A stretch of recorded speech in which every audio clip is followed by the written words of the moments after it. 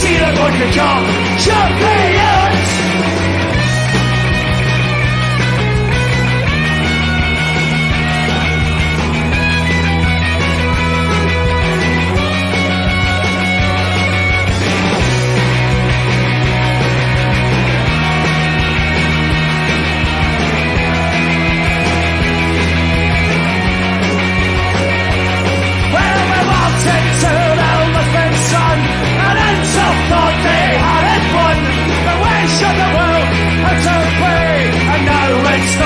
Celtic way, wait for the ball from side to side, and until they try to hide, the wait for the ball from front to back.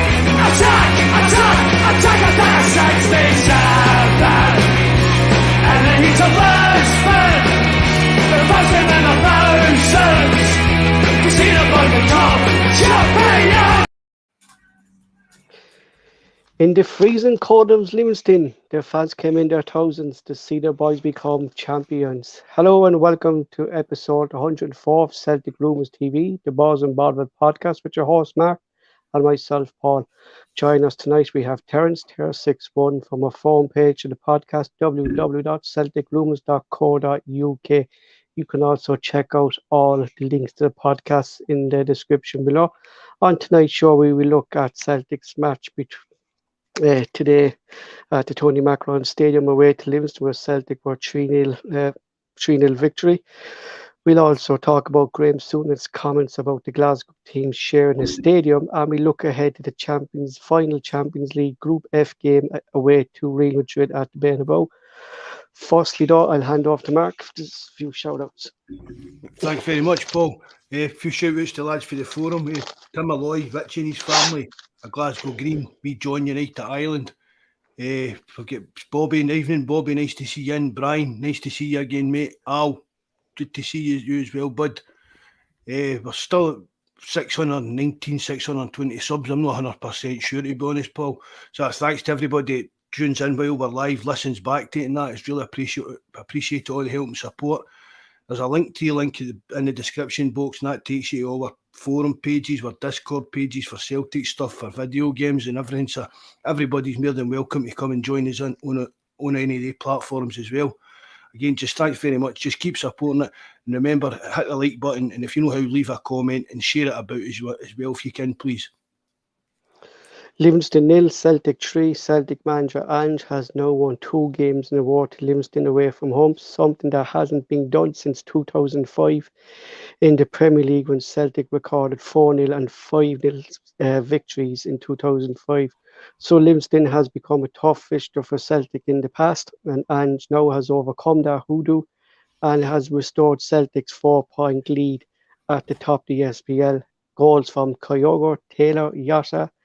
Stats for the game: Livingston shots 4 to Celtic 16, on target 2 to Celtic 6, possession 25 to Celtic 75, passes Celtic 640, 217 to Livingston, pass accuracy 87% to Livingston's 55. Before we go anywhere, Mark, I just want to say wow from Craig Taylor. Aye. Craig Taylor, whatever he's fixing call it. Oh my God, what a rocket. Aye. You know? But for me as well, Paul, see the day, I think that's the best I've ever seen Celtic playing at Livingston.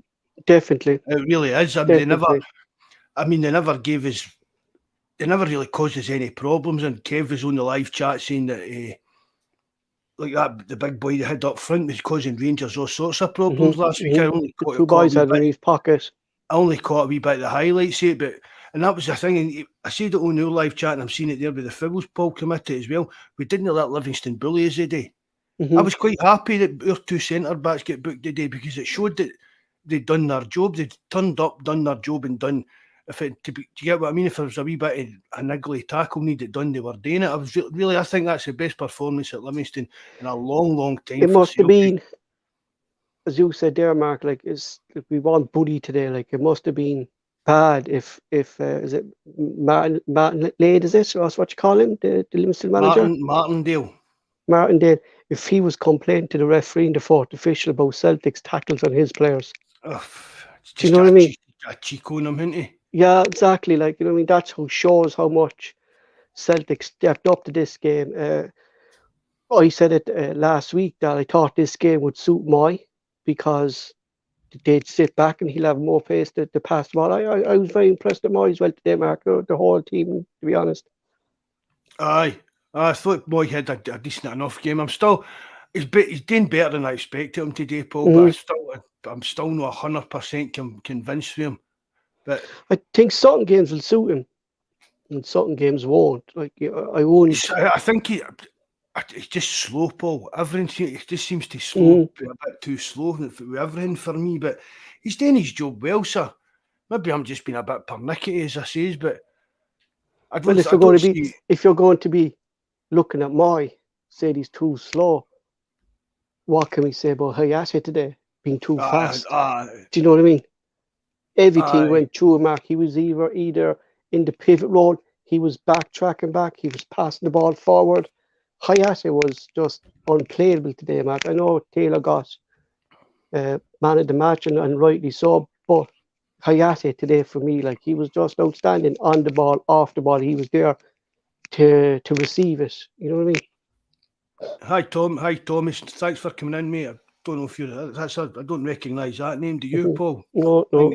A newcomer. So thanks very much, mate, for tuning in. Hope you enjoy it. But back to Greg Taylor. What I mean, I've always liked him, but he's went above and beyond the last 20 for this season so far. I mean, definitely, Mark. I mean, it was. I mean, I've been to say he was a great football player, Paul. I just liked his attitude, and I thought he was a decent enough defender for his kind of thing. But he's the improvement in him, the improvement in Taylor this year probably surpasses the improvement in Ralston last year. It does, Mark. Yeah, even we were saying he'd be good enough for the SPL, but he has been our best player in Europe as well. Aye. That was one of the things I used to say about him, Paul. It was he days at the SPL level, the domestic scene, but he wouldn't be able to make a step up into European kind of level. But as you said there, Paul, he's been one of our best players in Europe this year, and and amongst some dismal performances that have kind of scunnered us. Do you know what I mean? The way he's gone, Mark, like he's definitely going to attract interest. You know, the way he's playing. 100%. I saw down the form, you could nearly put Taylor as a Bobby there saying you could slap it. But the way he's playing at the moment, Mark, and you look at the left back in and around the UK at the moment, like Taylor has to be up there. Oh, do you know right now, definitely, Paul. Oh, that Tom O'Grady's Tam tick for the forum, right? Good man, nice to see you, Tom. But Paul, just with his performances, I mean, we know that teams are always scouting Celtic, whatever play, they're just scouting Celtic to see what's on the kind of go because of the history we've got to producing players, Paul, like Ayer, back to Wanyama and all that kind of thing. Do you get what I mean? So there's always scouts watching Celtic, and Taylor's got to have caught a few of their eyes. I mean, because he'll not be on a serious wage at Celtic. Do you get what I mean? There's no way Greg Taylor's one of your top earners. And a big money move, I think. I don't know. I'll go and have a wee check while you blather next. But Greg Taylor's maybe could be champing the door looking for a new contract after the new year, Paul, if it carries on the way it is his form and that. Even that, Mark, it's what we were saying last week as well about Ange, saying he's a big presence in the dressing room as well. And you can even see that in the pitch, how much of a big presence he is on the field. Aye, he's always backing out orders. He's always, they want to step up. Like if we're not playing well, he seems the one that kind of digs in. Just 2025, his contract runs to. So, even with 2 year going on it, I maybe think he deserves maybe an extension already this coming summer of that, Paul. Definitely, Mark, because you look at Celtic's previous history under Peter Lawler. We don't want the situation with Taylor when he's in the last year of his contract and we're trying to negotiate a deal with him. Do you know what I mean? No, sack that. Because he could get turned with some serious kind of money. Do you get serious money getting dangled in front of him? But again, who can blame him? Who would ever have thought that I mean, look at Kieran Tierney. People thought Tierney was going to be here for years and leave, and he was maybe 26, 27. So if the chance came for Taylor to move to you couldn't really fault the guy. But I don't want to sell him. And if they do sell him, I'll be looking for top dollar for Taylor. I really would. You see what you're saying there as well, Paul, about he's a kind of big influence in the dressing room. We've compared even to the level of performances, his consistency. He's always been like a 6 and a 7 every week. But even his actual, he is like Tom Boyd and Jackie McNamara. Although he looks like a wee kind of quiet guy, I mean, he's always got a wee snarl in his face when he needs to have it. And it just says his mouth's going constantly for 90 minutes, barking orders and that. Really, I'm really impressed with Taylor this season. Just what you were saying there, Marcus, you said it was one of the best performances you've seen Celtic play away from home against Livingston today. Was that due to the fact, Mark, we didn't play to their strengths, that we kind of kept the ball on the floor and we played to maybe Kyogo's strengths and we played to our team strength, keep the ball on the floor, play our game, not trying to cross balls into their big defenders all day? But I think there was a collective groan, Paul, when people seen the team sheet today and saw that Giamakis wasn't playing. Everybody thought it was a perfect game for him. But Kyogo got us that early goal. And as soon as we got that early goal, there was only ever going to be one winner. So, I mean, what was it, the 8th minute or something like that? So, Ange got it bang on with team selection. And then when you see it, when Giamakis came on, I think one of the commentators said as well, he just doesn't seem to like that surface at all, didn't he? No. Giamakis, he just doesn't maybe that's why Mark and maybe played Kyogo, because Rangers had something like 73 crosses into their box. Exactly, Mark. And what they were doing, Mark, they trying to get through the middle was the right idea. Yeah, they were trying to cross the ball into the thing to Kolak. And I mean, you see the size of their defenders, Mark. They're huge.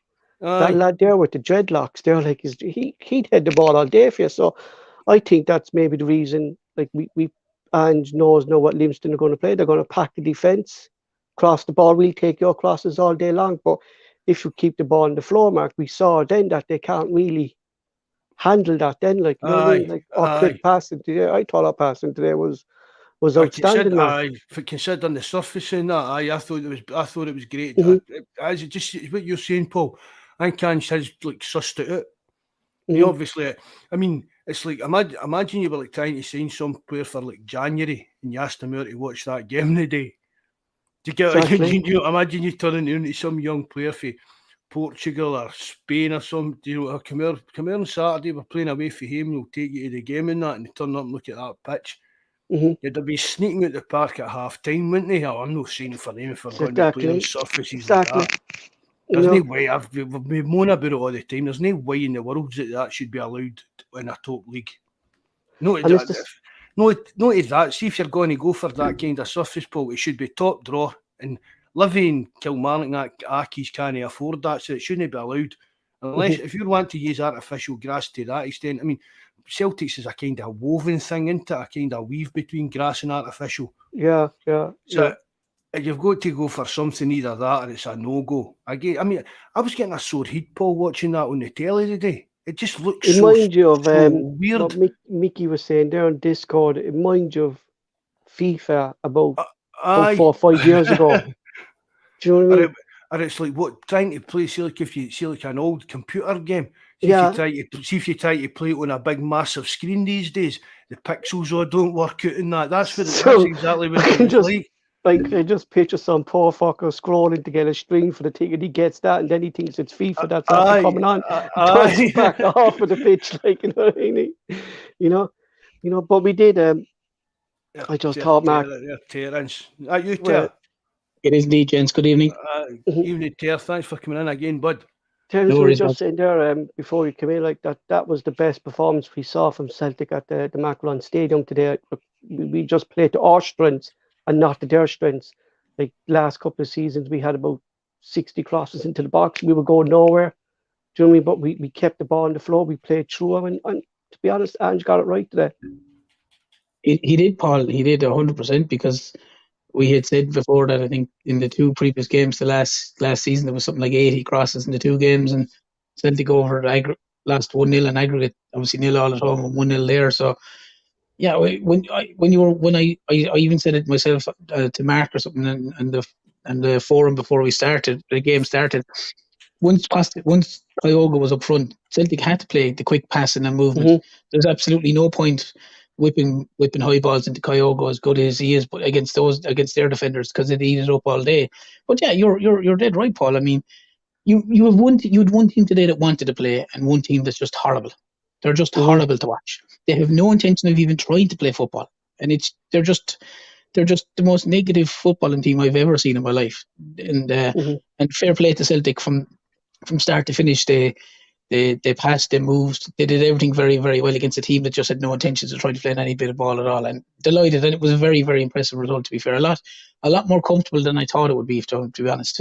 Yeah, just something there, Mark, that Terence was saying there, that about Kyogo playing, and we want putting balls into the box. And I constantly said that, Mark, that it's the players that need to be judging who's up front. Like we've seen them in previous games, Mark, when they're pumping crosses into Kyogo, and Kyogo's not going to get them. Do you get me?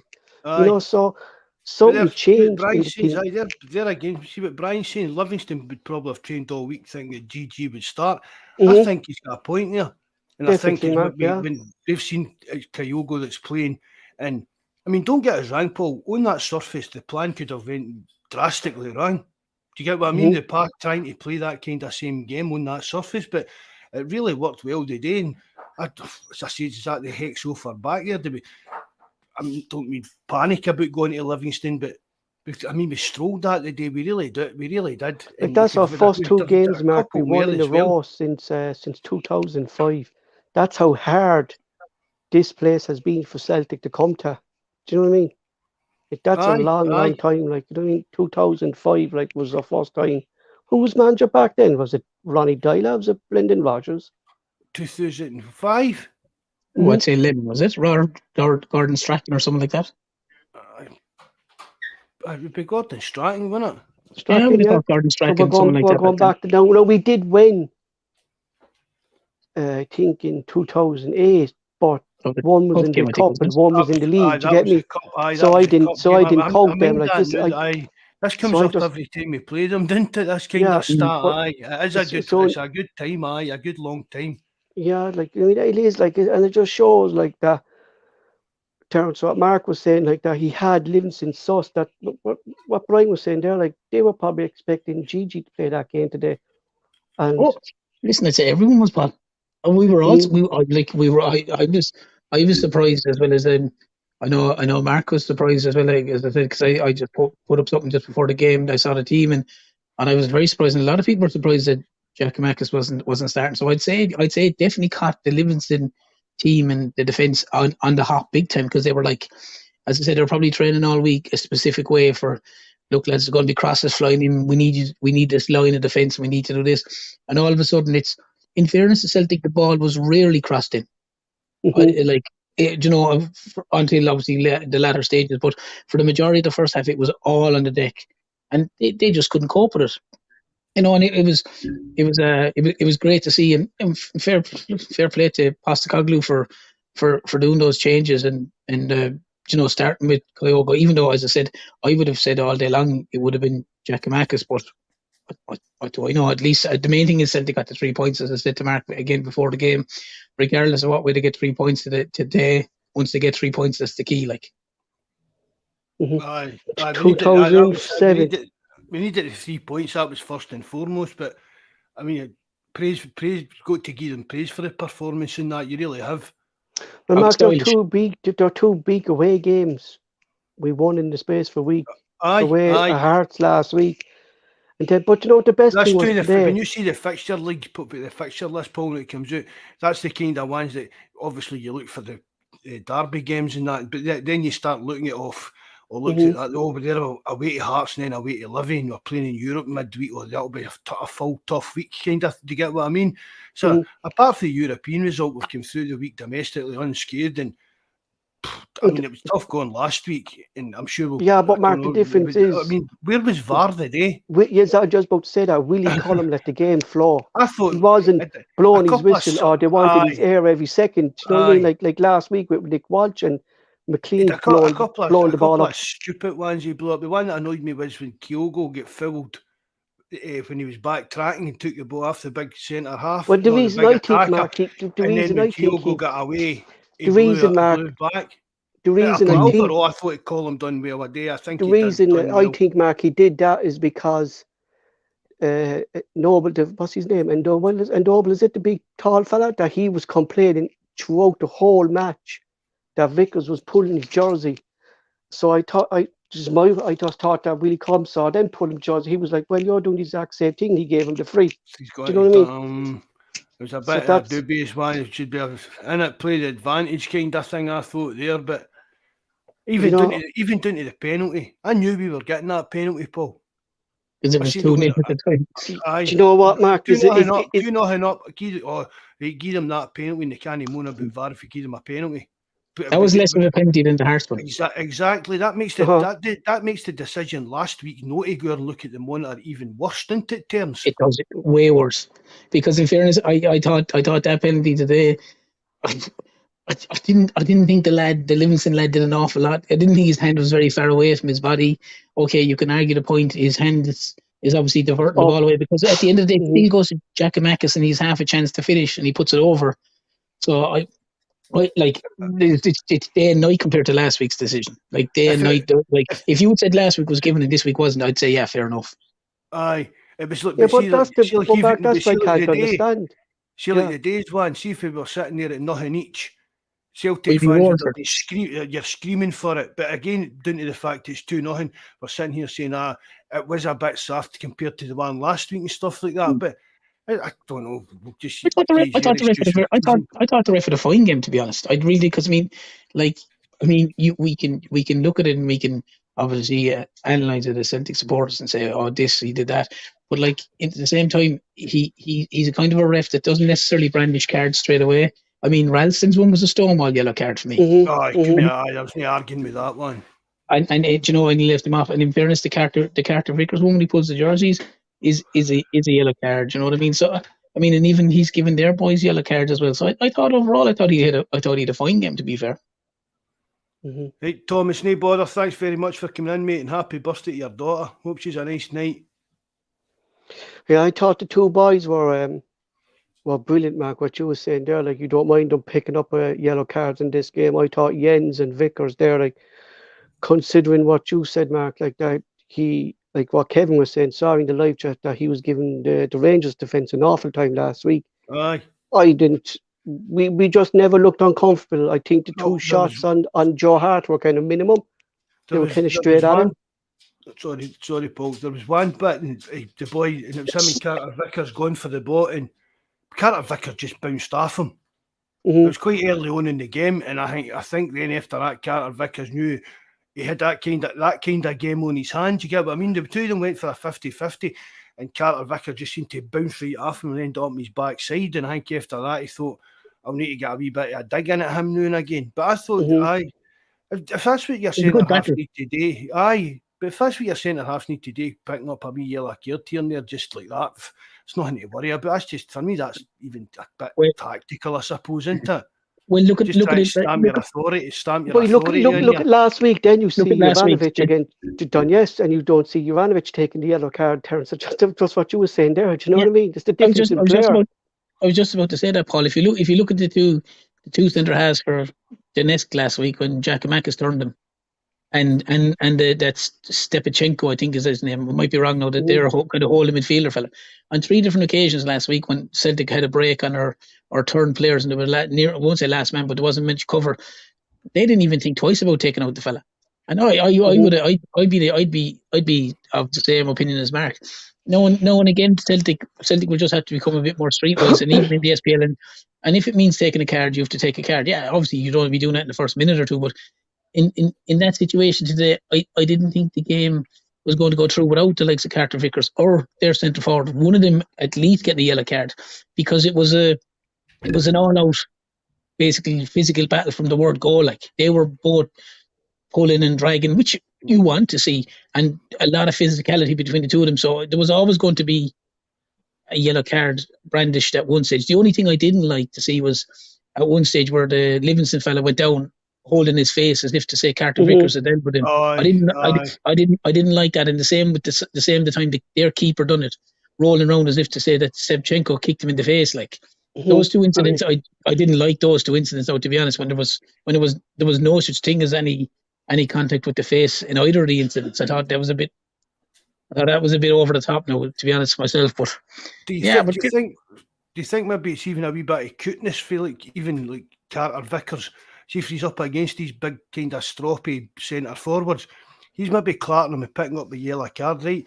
But see for the rest of the game, he's walking a tightrope with the yellow card, but the strikers always try to go to him into getting the foul, which the referee's always going to see a lot more. Do you get what I mean? Yeah. The striker's probably looking more for another foul off of Carter Vickers to get him sent after and score a goal.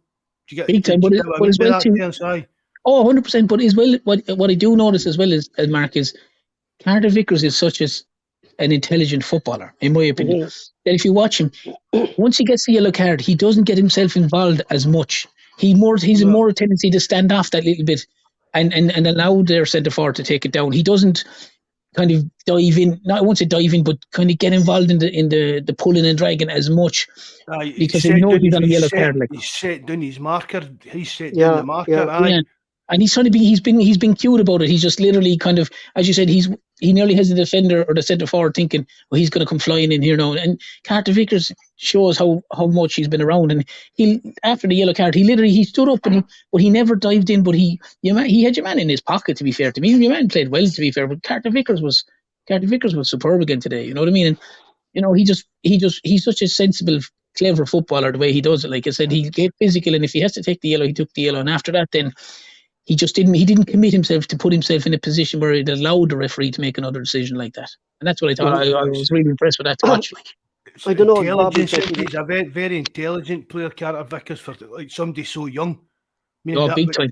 But Mark, I'm always saying, Denmark, when I said that, Mark, I said he's been at Tottenham all his life. And look at the managers who were at Tottenham when he was there. Do you know what I mean? You had Jose Mourinho, you had Pochettino. Do you know what I mean? Great managers, like. But it was his height, wasn't it? That was what put them off. Anybody really gave him his chance. He was height, but then like you look at it now, in Martinez for Manchester United, Mark, and he has the most headers in the Premier League at the moment. Do you get me? So that kind of a big, huge centre back, the way football's kind of progressing is kind of gone. Do you know what I mean? No one kind of really, unless you're playing today a team against Livingston, that are going to pump the ball in. Do you get me? You know? I don't know, is Bobby actually taking my notes or what? But was that rustling when you were rustling notes? Yeah, is Starfelt, when he's fit, does he come straight back into this team, or do we stick with Jens and Vickers at the moment? Well, let's stick with Jens.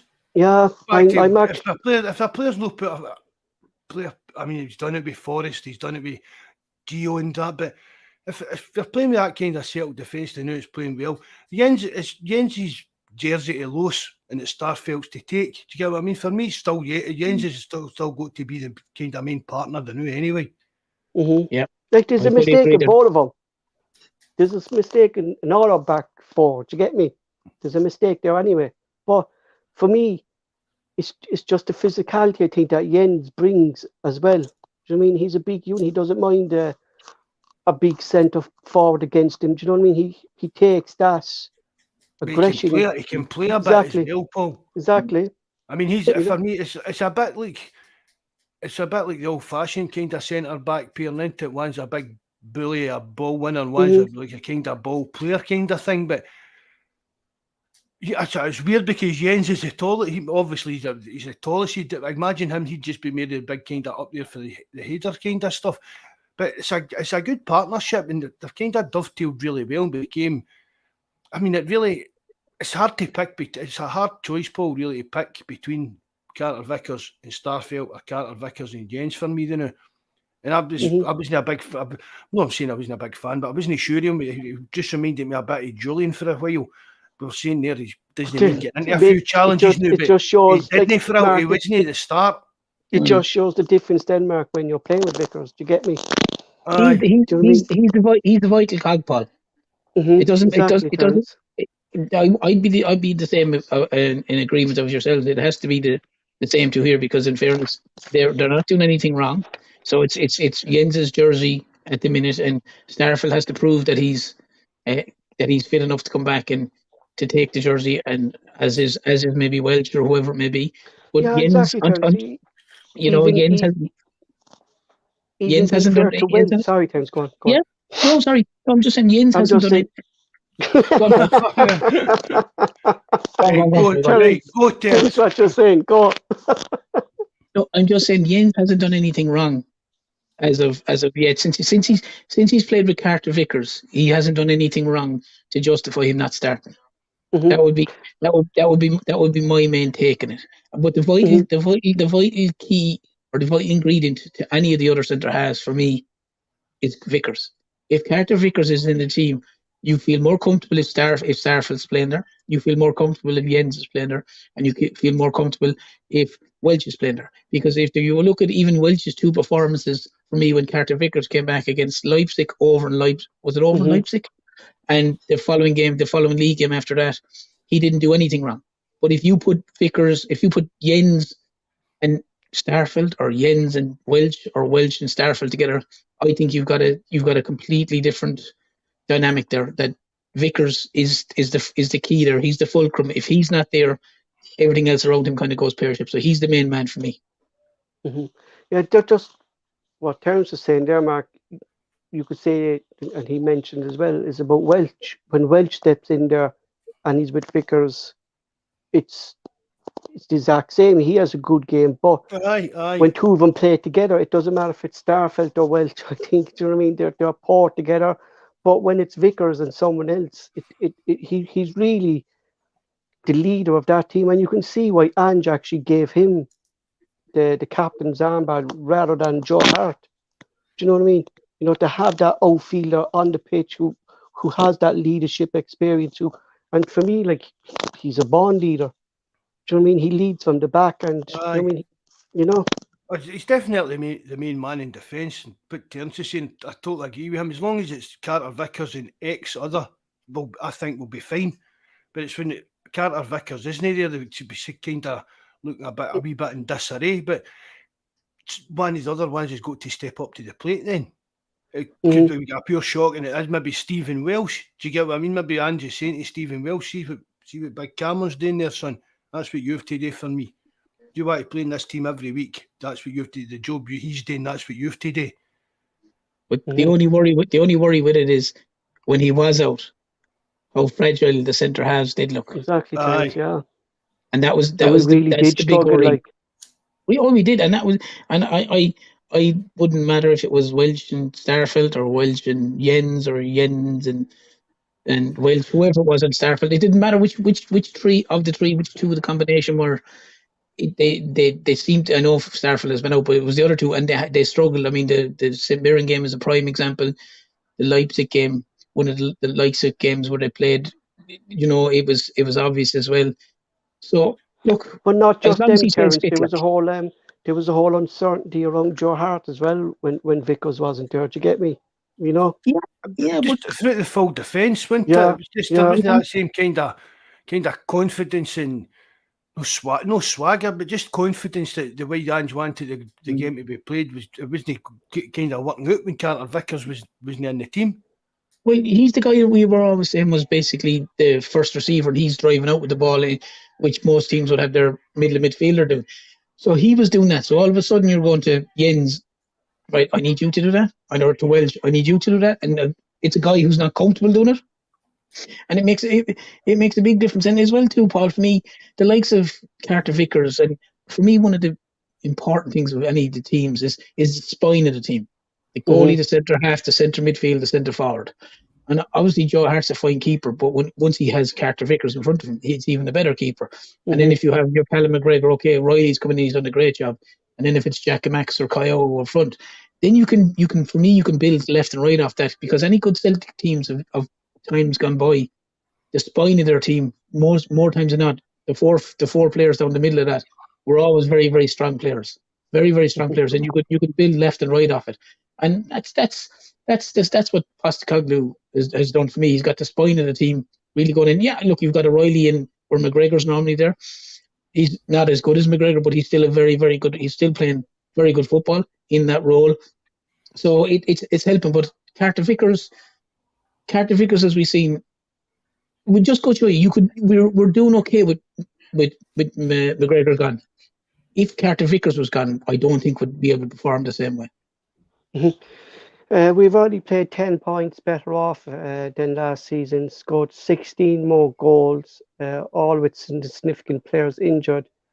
You can ask for much more. No, you can't really, do you know what I mean? Like, you look at the goals scored, like, you know what I mean? It's just phenomenal amount of goals we've actually scored so far this season, Mark. And we have conceded very few as well. You know what I mean? Like we've seen it last season as well with this squad when key players were out. We had Yacht and Abada stepping up. So the whole squad at the moment, like, I feel like if players coming in do step up, do you know what I mean? They're starting to now, Paul. Mm-hmm. Even Mappy as well. Thanks very much for coming in again, mate. Nice to see you. But I keep saying this. I don't know, but I'm not saying it's a good thing for the McGregors out the team. Do you get what I mean? But I think it gave Vance food for thought, and he's had to think of other ways to play the team. I think that's only going to be better for us going forward with it. That he can rest McGregor as well, Mark. I think no one knew that he doesn't need to have McGregor playing every single game, and there is other. It doesn't even need to be playing him in that kind of position, because that's always got to be a weak spot with him playing there. Mm-hmm. I mean, we spoke about it to death. I don't think we'll become a better actual team with McGregor playing that kind of role. I really don't. So it's something that maybe Angie's actually seen now, that we don't need to do that. Other players will spoke about it. Players need to get game time. You know what I mean? Abelgard again comes on for a wee while the day. Could he have started the day? Probably. Do you know what I mean? There's things that it's a great win, and we've said it, going to Livingston winning 3-0, but it's still. Well, Mark, would you think then, though, Mark, like what you were saying there, would you start Gallagher today? And if we didn't get the result that we did, and he started Gallagher, like, would we be saying then, I know, why did he start Gallagher on the pitch like that? Do you get me? So ifs and buts, I know that, but But even, I mean, it's like, Sheila St Mirren game in that, Paul, they're always going to get these kind of freak results. We were getting into a wee kind of rut there, to get what I mean, domestically, and because of the way things were going in Europe. So it was a two-dunter every week, do you know what I mean, with disappointing results. I'm actually... But as I said, one-off results like that happen, but when you're losing to St Mirren and then you're drawing and it's a drab result, or you're even winning games in the last minute, you think your performances aren't quite up to scratch.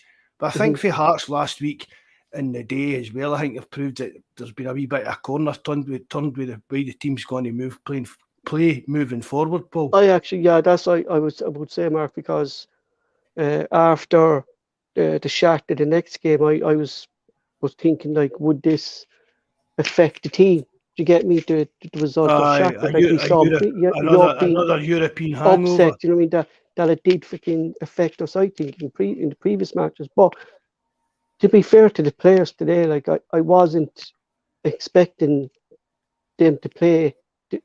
Just going by previous matches on this pitch, to get me, you know, I was expecting G up front and for us to be pumping in the ball into the box and hope for the best kind of a thing, Mark, that we talked about. But to be fair to the players, like, they just got everything right today, you know. They really, really did. It was a great performance. Evening, Rod. Nice to see you in again, mate. Thanks for coming in, bud. But as I said at the start, Paul, for me, that's the best performance that Livingston in a long time. From memory, I can't even probably mind one that we played. I mean, but we weren't in complete control. I can't even remember Joe Hart having any kind of significant save to make. I think there were two saves, Mark, and they were kind of straight at him. 2 shots in target, but there was nothing to worry about. And obviously, again, Paul, we say it week in, week out, see if we can get an early goal here, we'll go and win that. And even on the live chat, when we were sitting at 2-0, I said, we'll get another goal here. Fair enough, Giamakis missed the penalty, but we did go in and get the other goal. It was just, Celtic just seemed to, after that first goal went in, that was it. We were in easy street all day, really, and it's probably... But that's what we need to do, Mark, against these teams who are sitting back. Do you know what I mean? We just need to start fast. Get the early goal to bring them out a bit then. Do you know what I mean? You know, we can't have a slow start against teams that are sitting back. Do you know what I mean? You know, there was sometimes if you get that early goal, that's it kind of that was one of the things that was dictating us for a wee while there, Paul. We were struggling, and it was common under Rodgers, and it was common under Ronnie and everything. It was always, if we struggled to get the early goal kind of thing, it became a chore. We were struggling. We were struggling to break the defences down. So just the early goal, tapping the ball like one. So the early goal really is a big plus. Well, it gives a team like Livingston a lot of confidence if Celtic haven't scored in the first 20, 25 minutes, 30 minutes, all of a sudden they're going to get frustrated. They're going to get frustrated. We keep doing the same thing. But like in fairness, that's up there with as good as I've seen Celtic pass and move a ball in the game against Hearts and that game in particular, or streets ahead of some of the other games that they played. Well, like they were passing and moving the ball today, and there was people running, giving themselves selfless running down the line and everything. It was brilliant to see. I mean, for me, I wouldn't have been his biggest fan, but the likes of Moy had a cracking game today. I thought he had a very good game. I thought like Greg Taylor's just getting better and better and better. But like it's just the movement and the running. I mean, some of the passes that were going on today from Celtic, there was very little of the passing over and back. It was literally as soon as guys were getting it, they were nearly trying to find if it was the fullback had gone out, if they were trying to find Haksabanovic or Forrest or whatever. And Celtic were way more direct today. Again, like in the Hearts game, so direct. They were trying to get the ball down, and their first foot notion was to turn and go forward and pass forward, which is great to see, because when you're playing against these negative sides, which Livingston is probably the most negative team I've ever watched. Like that's the only way you can get at them. And Celtic's movement was excellent. And listen, 3-0 today, it flattered Livingston. It could have comfortably been 5 or 6 the way Celtic played today, comfortably. As you said there, Paul, you said Joe Hart had very, very little to do. He'd 1 or 2 shots that were from distance that were very, very comfortable to take. So I'm in full agreement with you. It's one of the best performances I've seen from Celtic in a long time now, especially there. One thing, Terence, I noticed what you said in the live chat when it was 1-0. You said we'll have to try shots from out goal, outside the box, because we're well capable of it and we're well capable of doing it. And that would be the only thing. Yeah. Craig Taylor steps up with a rocket. That would be the only thing I would like to see Celtic maybe do a little bit more of, Paul, because you've got guys that can hit a shot, and I just think sometimes, especially against these defenses that literally have 10 men behind the ball, it's very, very hard to do a lot of this really delicate one-touch football and trying to do 1-2s and it flicks through them, because there's always likely you fella to poke away one or break it down. Whereas if you've got the likes of, obviously, Taylor's primary, he hit it today beautifully. Hatate can strike it. Your buddy Turnbull can strike it. Shit. Haksabanovic can. O'Reilly can. I'm not saying for them to go back to the Ryan Christie days of just having a pot shot. But when there's a shot on, Terence, take the shot like into jaw. Exactly. Sometimes when they're playing it across the edge of the opposition box and it's rolling across and there's someone coming onto the ball, I don't see any harm in letting fly now and again. Do you know what I mean? And at least testing the keeper, because the likelihood is, even if it's on target and the keeper saves it, they're not holding it. It's going to come back out and maybe pick up a rebound. But I just like that's. I've just been a little. That's. It's like a balance, isn't it? It's like a gambler, isn't it? Know when to fold and know when to. Do you get what I mean? It's that kind of thing. But it's just judging on the time. You know what? That used to like a pop. Even Jotas kind of gave that a bit of a buy. Now that you mentioned that there, wasn't it? Jota used to like taking a pot shot for you. Into the corner mark, into the far post and stuff like that, yeah. But even Hayase, Terence, yeah. Yeah, Hayase's got a great strike. I'm not saying just hitting it for the sake of hitting it, but I'm just saying on certain occasions there it opens up for you. The shot zoning is worth taking. Take it. Yeah, just take it. Sometimes I think when they try to do a lot of this tippy-tappy stuff, as I said, it's when the defenses are so packed, it's so hard to do it. Like, it's just, it's to play yourself, to play 2 and 3 passes between 2 or 3 lads between 4, trying to break through them on the edge of the box. It's so hard to do because it's so packed in there. Now, as I said, I'm not trying to be critical of today. I'm delighted, but I'm just saying maybe it's something that they should maybe look at. As you said, look, maybe it's an instruction. I don't know, but certainly lads don't seem to be willing to have that pot shot anymore that they would have done before. You know. And Alder was saying I think would Taylor is our anybody first pick. Taylor and Ralston as the first two picks. Well, Bobby is saying Jovanovic for Europe is better. Well, for me, at the moment, the reason Shakhtar got their goal is because too many times, and I pointed out to you last week that Jovanovic was on top of Vickers the whole game. And today I didn't see that with Ralston. He stayed out in his line. Do you know what I mean? He stayed where he needed to be. And how do you know Ange didn't tell him to get in there, Paul? Just to kind of cover, not to cover Carter Vickers, but to kind of cover that area where that Mudryk would be running into. But Denmark, but he left Mudryk out there. Aye. But how do we know? But Ange was like, he's going to get into that position. But I've seen it a few times, Mark, with Jovanovic coming into that kind of centre back role. Do you mean he talks? For me, he talks in too much when Ralston stays out wide, and I just liked what like we're not saying Ralston's a better player, but I just prefer Ralston at the moment. Just what he brings to the team in getting forward, he brings that like the physicality today to me was all bang on. You'd Ralston, you'd Vickers, you'd Jens, you'd Haksabanovic. Do you know what I mean? You know, I think Ralston just brings a bit of toughness. Exactly. Taylor does offer a good bit of physicality to the team. There's no doubt about that. Mm-hmm. I think Paul, Ralston's physicality, he'd be better than Juranovic. I think Juranovic myself's a better player. That's in my own personal opinion. But I think Ralston is much better at the overlap than Juranovic. So it's. Look, I think it's a good complaint to have that you've got two really, really good fullbacks. And I think Croatia, because Croatia would stay a kind of a country who kind of sit back and kind of let Modric do the work up front. You get me? He plays left back for him, didn't he? That's what I'm saying, Mark. So he kind of stays back for them. But in Ralston, then he does get forward. Like, do you know what I mean? Like it's certain games are going to suit certain players. I think it's why. Today was a game for Ralston today. Yeah. Do you know what I mean? I think they're judge it on that. It's like last week with Hearts against Hearts and Burnaby started.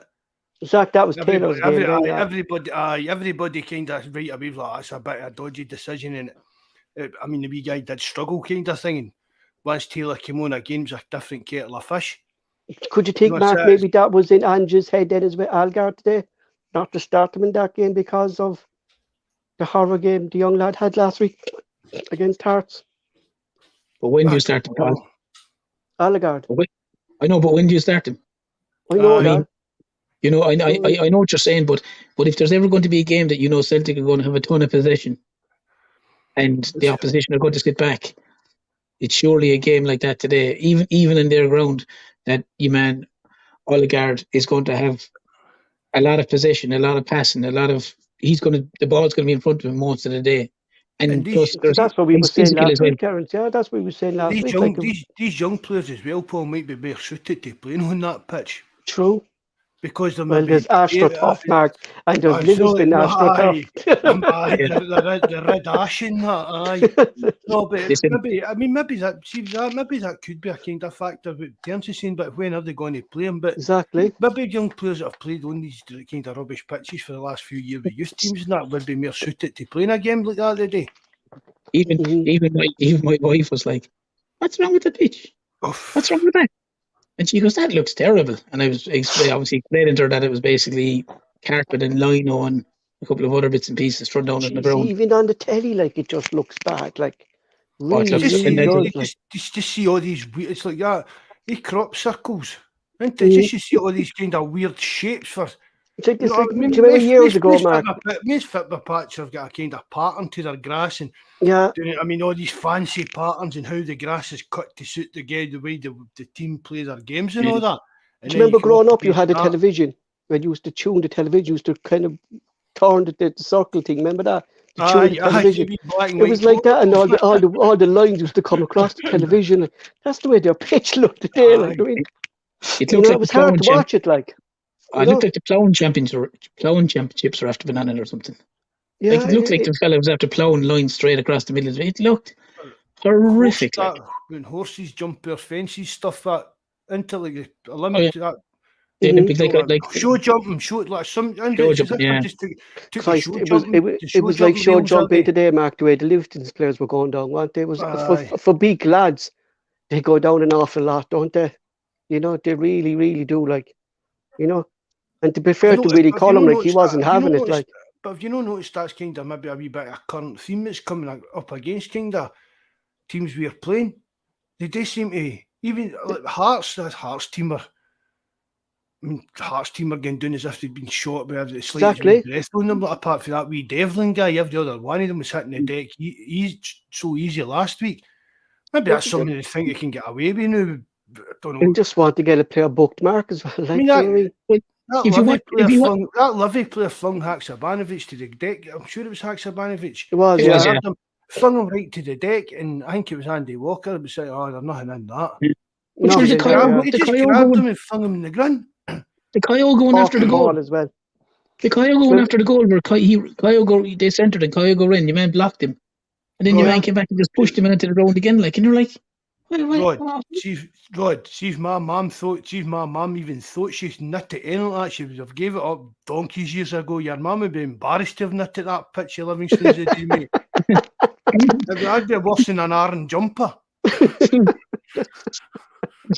But even going back to your point there, Paul, if you look at the reaction of the Livingston players for the Haksabanovic one on the keeper, he didn't touch the keeper into the face. He went for the ball, but the keeper mimicked it if he kicked him in the face. But the Livingston players went up in arms. There was 4 or 5 of them roaring.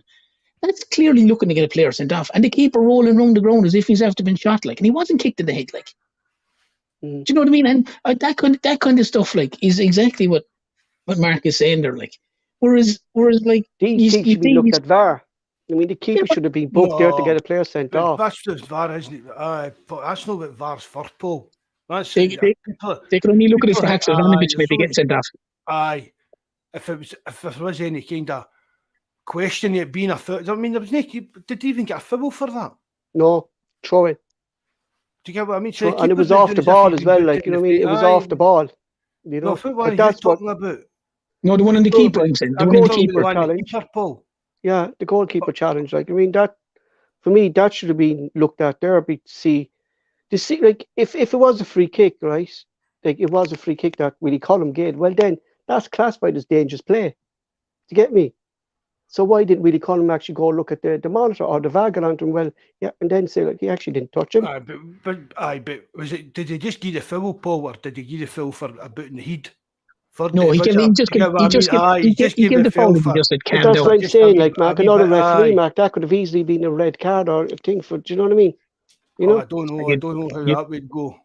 You know, that's what it's back to the same thing again, but there's no explanations for it. No, but it's the Livingston players, though, Mark. If the Livingston players don't react the same way, in my opinion, the keeper doesn't roll around as if he's looking for an acting job in platoon. Do you know what I mean? Because the way he went down, Terence, I was expecting to get up pumping bleeding.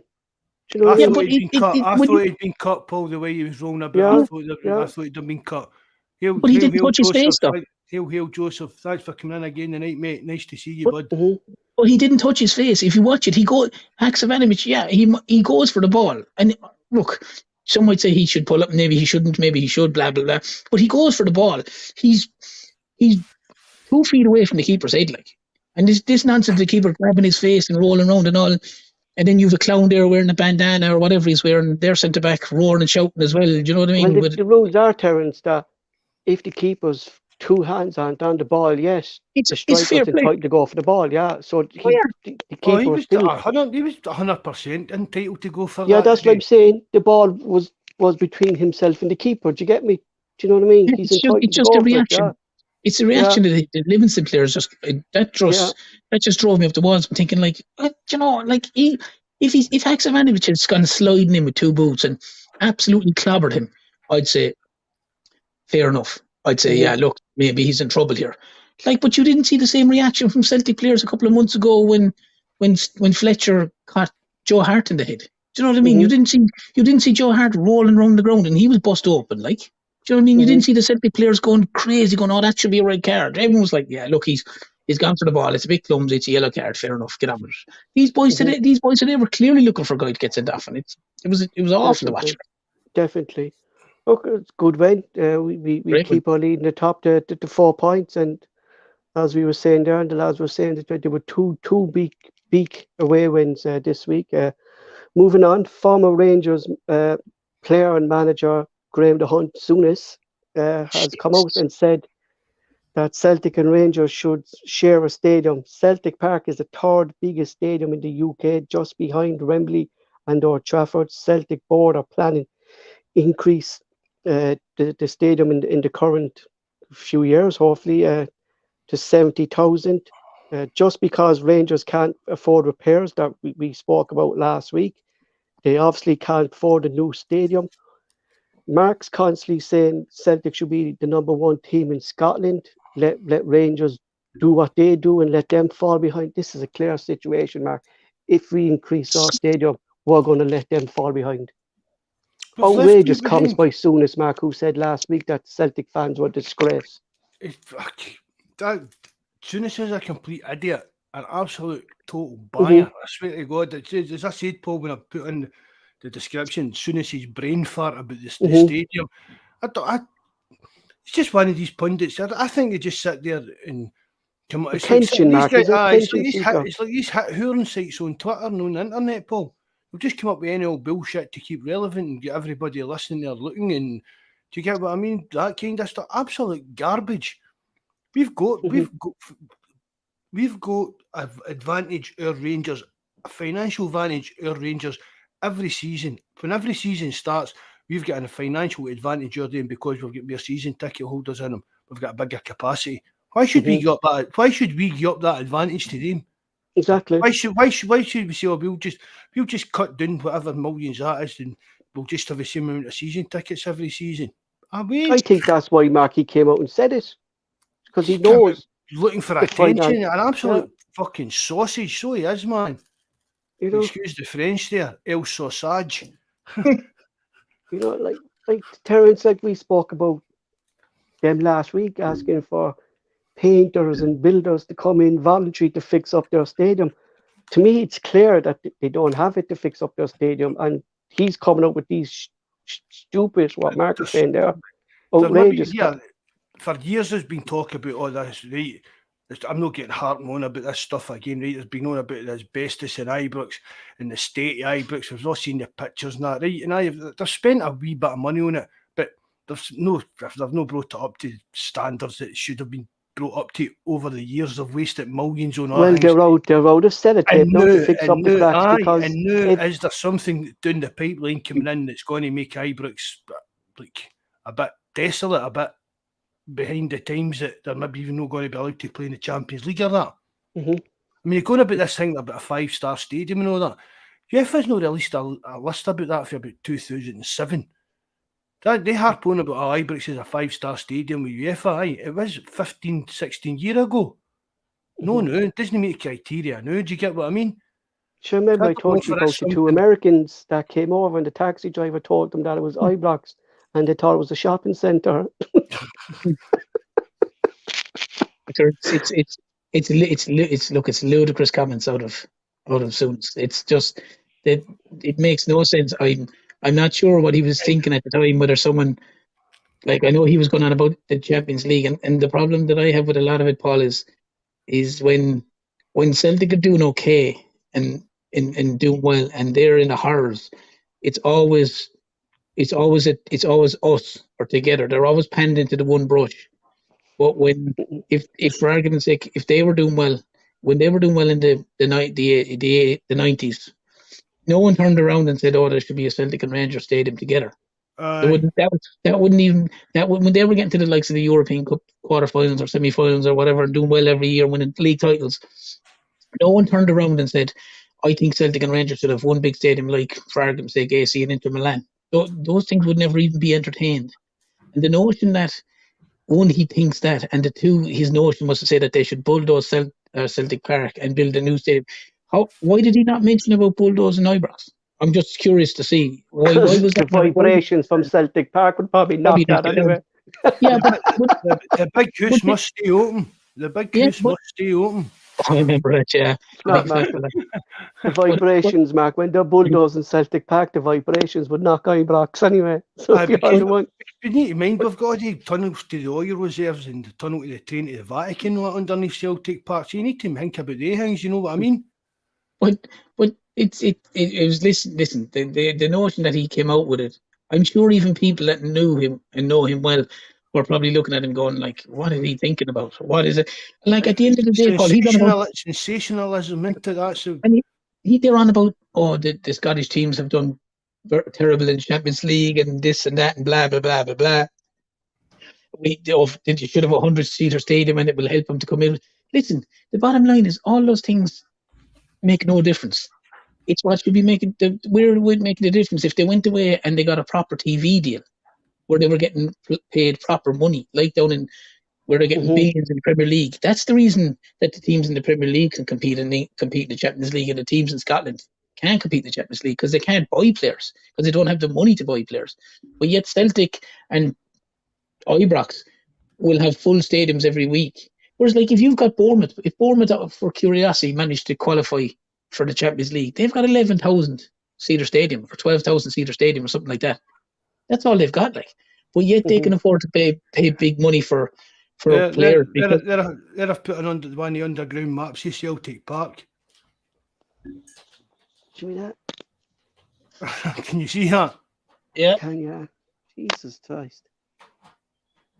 Unreal, right? And then, look at all the oil and gold and the subway to the Vatican and that. No wonder freaking Ibrox want a piece of Celtic Park, you know. But it's a nonsense statement to make in the first place, Paul. As I said, like I mean, Celtic will look after what Celtic have to do. The other crowd can do whatever they want. None of us are overly worried about what they do. And for Souness, as I said, to come out with that kind of nonsense statement talking about Champions Leagues and that's the only way they'll progress and that's the only way to do this. When things when things are bad over there, every man and his dog from their side of it seems to go, oh, this player's going to leave, or that's the problem over there.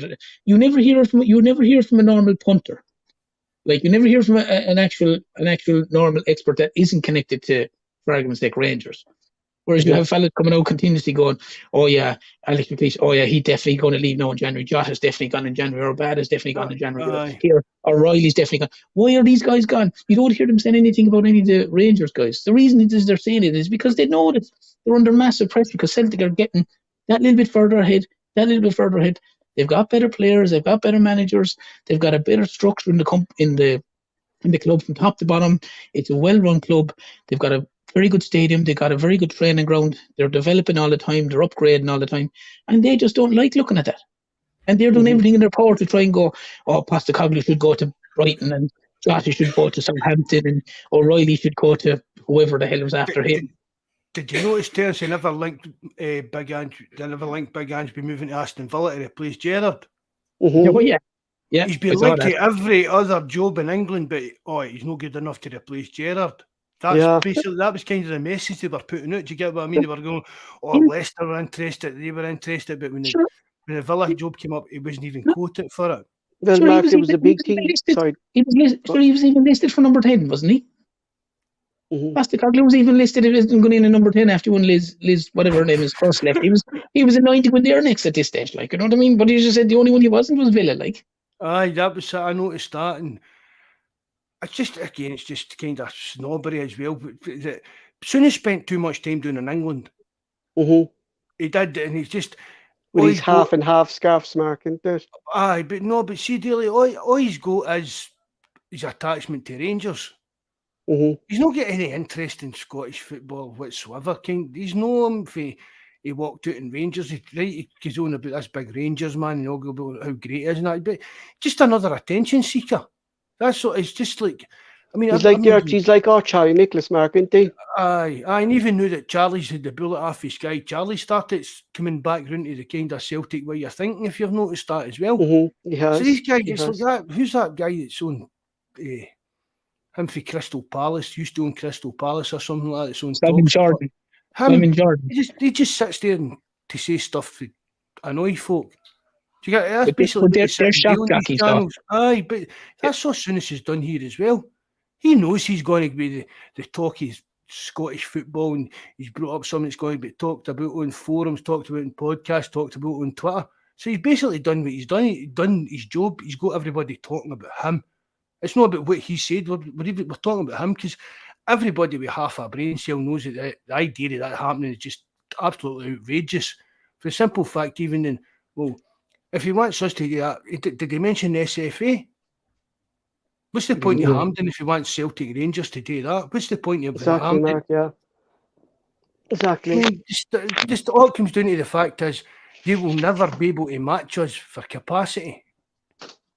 They'll never, they can't extend Ibrox to the kind of capacity we have. Right, and I know, right, there is, I'm not saying I know this exclusive, like some big daft exclusive, right? There is plans being done and they've kind of been worked on as the years went by, how to extend Celtic Park. Eventually it will happen. It will happen, Mark. Eventually I'm convinced I it think will COVID, Mark, kind of put a kind of a stop to that as well, and kind of with Ange coming in, Mark, isn't it? But eventually it will happen. There is plans made up and they look at them every now and again and upgrade how they want to do it and things they maybe need to do to comply with UEFA's higher kind of categories and stuff like that. So Celtic, it's something Celtic are looking at. But what is it, Mark? Rangers, is it Rangers can't be close looking at off that. the other half, is it? The stadium closed it off and have it all together. Just kind of round it all off, Paul. The Yeah, way it looks, yeah. aye. Mm-hmm. Would you think, Mark? Sorry, go on, Mark. No, I was going to say about that is there's going to be a hell of a lot of empty places. It's a lot of games. Celtic's never going to fill 76,000 week in, week out. We can't even fill it the new, let's be honest. Do you think, Mark, a lot of that is in the pipeline, that stuff is in the pipeline because there seems to be a lot more talk about this European style could be Super League and that kind of thing. Would that be kind of more in the sense of Celtic board going, okay, look, if we go down this road and we are playing, for argument's sake, Ajax, Ghent, Porto, Benfica, whoever, I know Celtic won't be in with your Real Madrid and Barcelona, but if they're playing the next level, say for argument's sake of that, down at that level, and say your Tottenham or Arsenal or whatever, and these are all in this European league or whatever the story is, I could see then the Celtic stadium being increased, and I would wonder, would it be a situation of Celtic have that in a sense in the back burner, that if this happens and we go into this and we are in this situation where you are playing these top teams every week, that we can push it to 70,000 because we know we'll get probably at that stage 63 or 64,000 season ticket holders. Aye, well, as I said there, as far as I know, it's plans that have been done even back to like Fergus's time. Fergus looked at how we could do that. And as far as I know, the plans are kind of, they've not put in any planning permission or anything like that, but they've got ongoing every couple of years, it'll be upgraded for safety stuff and all that, whatever. But as far as I know, Terence, as soon as any like concrete comes about, like a kind of European Super League or anything that kind of wants that kind of investment in the club, it's a kind of boom, press the button, Mark, and everything will fall into place and start. Would you like to see in motion? Would you like to see the standing section increased at Celtic Park? I would like to see one put over another corner, Paul. Mm-hmm. That was mentioned, though, wasn't it? That has been mentioned. There's a Green Brigade, and then there's the Boys. They're called, and they're two totally different kind of factions. So I gave one of them one corner, another one the other, and just let the party go on, because everybody's on about atmosphere at Celtic Park, but atmosphere at Celtic Park is nothing compared to what's been in the past. Mm-hmm. Unless the Green Brigade there's just far too many people turning up to listen to the Green Brigade and video the Green Brigade and take pictures of them, and it's like wait to be entertained instead of kind of getting involved and joining in. Well, we saw that, Mark, when there was kind of protests when Lennon and Laura were there, when the Green Brigade did a silent protest. that they weren't going to celebrate goals and stuff like that. You saw the difference when the Green Brigade aren't involved with the fans, the Aye. atmosphere. Do you know what I mean? It's just- like watching a Premier League game, like, you know what I mean? That's exactly what it is, Paul. There are too many people turning up just expecting the Green Brigade to be part of the match, the entertainment, without having to actually get up and sing songs herself in that. If you understand though, Mark, like if it's going to be one of your first times there, then you are going to watch the Green Brigade, you know what I mean? Because they do what they bring to the club is amazing. Like, in fairness, like, you know. Every big club needs a certain amount of so-called quote-unquote tourist fans, Turners. Oh, tourist fans, all right. Aye, like how many wee trips of Japanese people have come out to watch us for Kyogo and that came in. Do you get what I mean? Your international appeal. So every ground's got to have that side, Paul. That kind of thing, but those people that are season ticket holders here, Paul, just sitting videoing the Green Brigade and stuff like that. Yeah, do you get exactly, what I mean? That's exactly. You know, the Green Brigade are there to help. They're there to start and help the atmosphere. Do you get what I mean? See, when I was going to games, Paul, everybody sang. I mean, I was even out there in the East Stand, and that's a bit like the snobbier seats, but there were still people that sang. Do you get what I mean? Exactly. Even now, you can sit there in other bits of the ground and people just aren't kind of interested in getting chanting and that going. It's a bit of a shame. No, moving on. Interesting things by Souness anyway. So, do you think we should share a stadium with them then? Not at all, Mark. Jesus Christ! If we can't agree on a fucking Australian talk, imagine the uproar if there was a stadium. I'd be disgusted with our club, Mark, if we did something like that. Think of the hassle it would be to get rid of the green straws between a Tuesday night Champions League game and a Wednesday night Champions League game. Listen, yeah, be fucking that'd be a full-time job. Right, that's the Celtic game finished. Get rid of the green straws. Listen, they can't even agree on away fans. So they have no fucking hope of agreeing to sort out a stadium together. Not that we would ever want it, but they can't even agree to let Celtic players into Ibrox. They can't even. Exactly, they'd be saying we can't let the Celtic players into the stadium for their home match because we can't guarantee their safety. Yeah. They only want 700 away supporters, Celtic supporters in their own ground. What they do is they'll bring in that top dog security guard that has the blonde flick over and the face, and then he'd be number one security guard on every single match. That'd be weird though. Yeah, Bob the Builder, whatever you call him. You know. Looking ahead to Wednesday's game against Real Madrid at the Bernabeu, Celtic's last European game of the season. It's been a campaign of ups and downs, a campaign of where clinical finishing wasn't involved with Celtic, missed opportunities, missed passes at the back, led to goals by Hart, Juranovic. Just a bad campaign completely to me. I expected more. From Celtic in this. I know people say it's a lawn and carve and thing, but it's a bit disappointing for me to be finishing last in the group with 2 points, and hopefully we can maybe go out with a bang and bring a game to the Celtic parents to Real Madrid.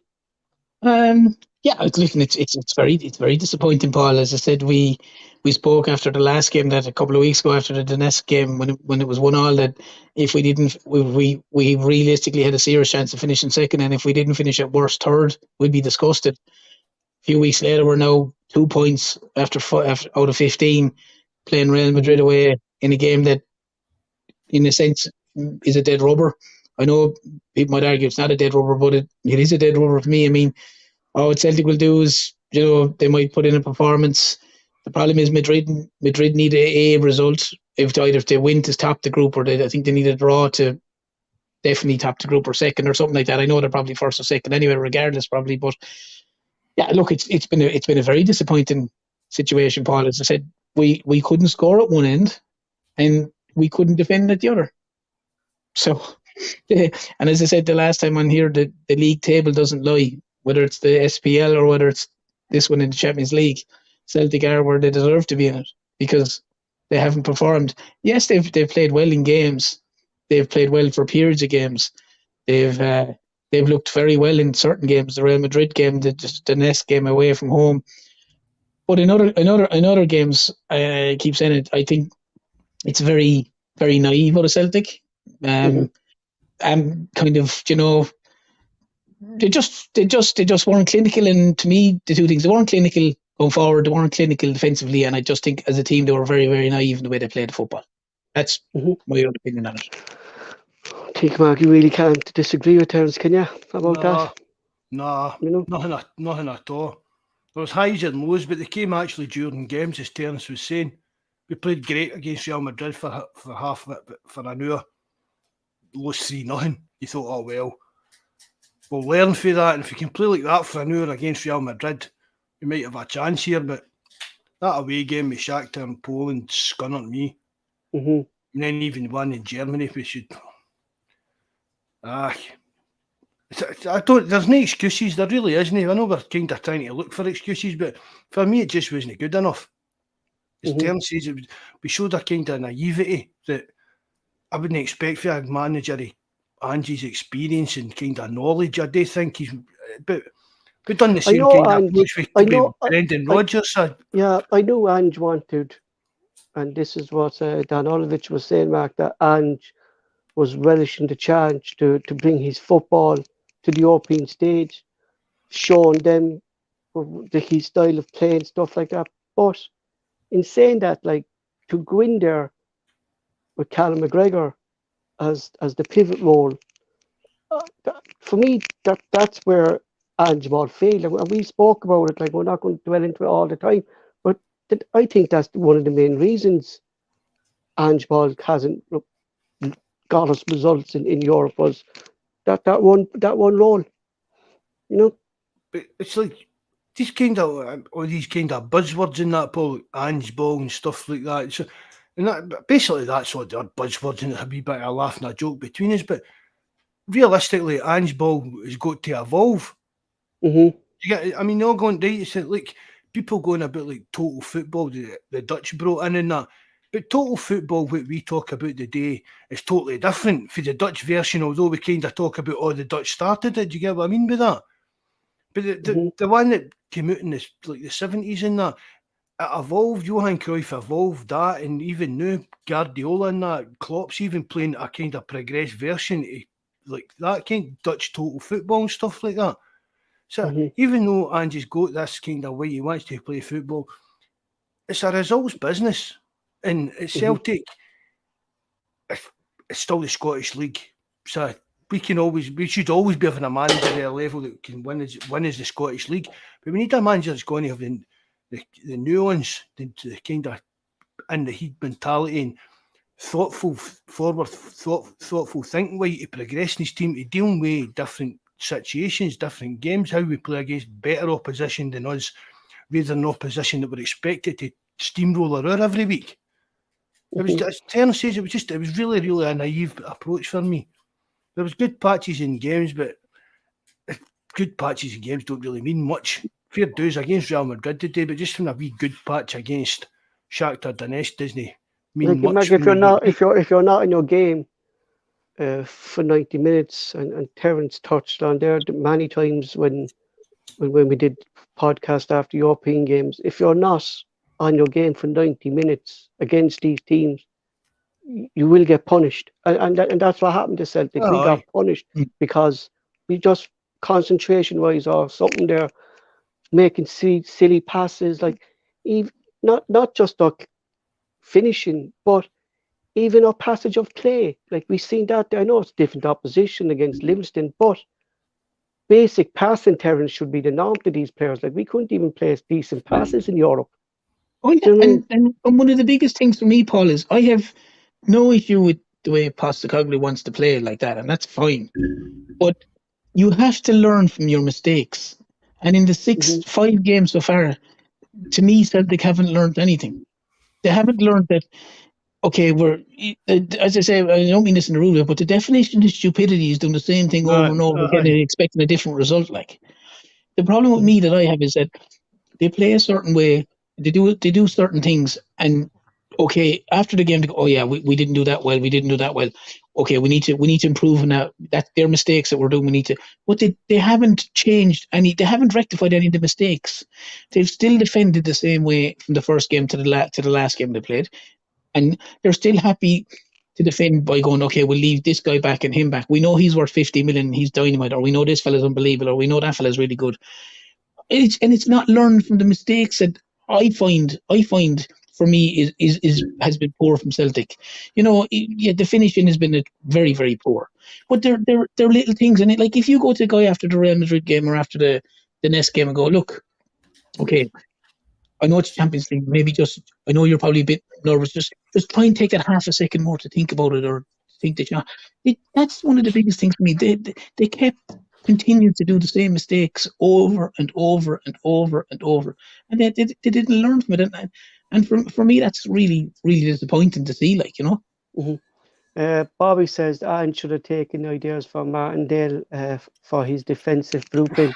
What's that? Stay between the white lines. My bad. Apologies. But see what you're saying there, Terence, about it's like as if it's a bit of a cliche in football, that plan B is just do plan A better. That seems to be like kind of Angie's approach, isn't it?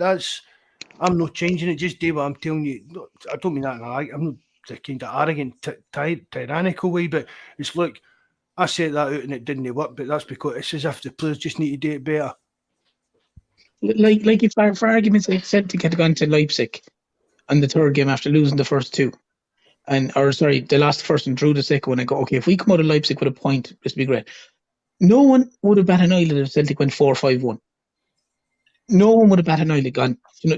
People would have probably gone, you know what, that's slightly sensible. You have Abigard or James McCarthy in there with. But would you throw Allegard into this game now, Terence, that we don't have to win, like just to get him game time into this game? To be honest, Paul, I'll be honest, I don't see the point. Throwing somebody to the Wolves. Because he's not going to play him in the following game. He's not going to play him in the following league game. So if he's not going to play him in the following league game, I wouldn't be just putting him in to play that game. For me, if he's happy to say in his head that O'Reilly is my man in that position till Callum McGregor comes back, then just play O'Reilly. It's back to Paul as well. We're talking about like pathways into the team, and I'm not meaning that's at Abelgard's that kind of level, but you can't throw a guy that we've all been clamouring in to get a start. You can't throw him in for his first start against one of the best teams in the world. Exactly, yeah. If you do that and he's a bad game in the Bernabeu, they're going to crucify him. Aye. He's going. We could probably name the team. He's going to do the same thing. Aye. It'll be the midfield three, Hayase and O'Reilly. They'll be the three. Aye, that's 100%. All the only difference is, barring injuries, is it going to be Juranovic? Is it going to be Ralston?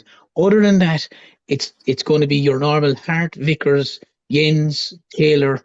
Would say Juranovic seems to favour him more in Europe than Ralston. It's going to be Hart. It's going to be O'Reilly, Hatate, Moy, and then up the three up front can vary. Jota's back now, so I'm sure he'll want to play. He'd love to be playing in the likes of the Bernabeu. I think it could be Yasa, Hoyoga and Maeda, because Maeda was rested today for some reason. Yeah, and that's likely. It's the three players up top are the only ones at the minute that are that you're not 100% sure who the three could be. Other than that, the team picks itself like. So I can't see any reason why he's going to change. I know. What time do you call this, Jabba? 8 o'clock. Jesus Christ, man, we're on since 6:30. You some disgrace, but better off not coming on and just hit the like button. Aye. No, we need a note for his wife, for his mum. We need a note. Mind him, Jabber. I'll defend you, Jabber. Mind him. If he's that way, he might as well come on. Swaggering in here with the big heel lads after all this length of time. Was he on the live chat this afternoon? He was, yeah. Oh, shocking behaviour, shocking. Dude, he's going to yell a kid for that one. I think it's going to be what you were saying there, Terence. They're like Madrid need a result. I think it's going to be a tough. I think we could be taught a good lesson here by Real Madrid if we go in with the way we have done in previous European games under Ange. We could be teaching it. We could be taught a bad lesson here. But the other side of it, Paul, is that I would say is right. If for argument's sake, if Madrid need a result that we all know, whether it's a draw or a win, blah blah blah. Surely they got, and I know he won't do it because I know I'm even saying this, but surely they got this is a time where Postecoglou should be pragmatic and go, okay, I'll see if I not change my style, but change my formation. Go a little bit more sensible. I'm playing against European Championships champions with some of the best midfielders and some of the best footballers that's played in years in their team. If I go toe to toe with them, it could be an all merciful hiding. Why not go with, as I said, the 4-4-5-1, something like that, and go okay. Have your holding midfielder in there with O'Reilly, whether it's Abigard or now I know there's talks of McCarthy, Owen, what I saw reports, but put someone else in there and have two genuine fellas to go. Look, I really don't want you moving very far from here because the likelihood is Real Madrid will have 70+% possession, I imagine, something like that. And try and see what it's like to frustrate a team rather than trying to go gung-ho against them. Because I keep saying this, there's players are playing with Real Madrid for a reason. The players are playing with Celtic for a reason. And if they go toe-to-toe, it might be the same as you, Paul. It could turn into a bit of a hiding, like. Especially if they need a result, like, you know what I mean? I'm not expecting much. I'm really not expecting much. No, Mark, it's frightening by you because if especially now, like when we thought Madrid would have this league group done and dusted by then, do you know what I mean? And the fact now they need a result, like they're going to come in with their A game on Wednesday night. Do you know what I mean? It could be a long night on Wednesday night. I think it will be. I honestly do. I'm not looking forward to it at all. But it's all Well, Shane, that's getting out, so I hope you enjoy yourself. Well, Shane, whatever one, there's a few of the other lads getting out as well, so I hope you enjoy yourself.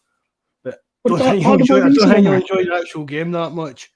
But it's all the more reason, Mark, that Postecoglou should be pragmatic and look at it and go, okay, exactly. It's a dead rubber. Maybe I'll try and get change my formation. Yeah, change my formation and go, listen, I'm like, if Celtic lost 1-0 or 2-0, fair enough, but you don't want to see them lose 6-0 or 6-1 or whatever it is, you know what I mean? Be pragmatic and go, okay, I'm going to change it to maybe a 4-5-1 or something like that, and let Kyogo run all over the place and try support him and try play Madrid on the break if you can. But if we try to go toe to toe with them, it's worrying. It could be, as you said, it could be a long night. I've my doubts about. It's not a game I'm too excited about, you know. So I mean, let's face it. All they needed today to give yourself any chance whatsoever of getting through out of this group was win the other night against Shakhtar. Exactly, Mark. Park, and they couldn't. And they were the two games, Mark, that I expected Celtic to win.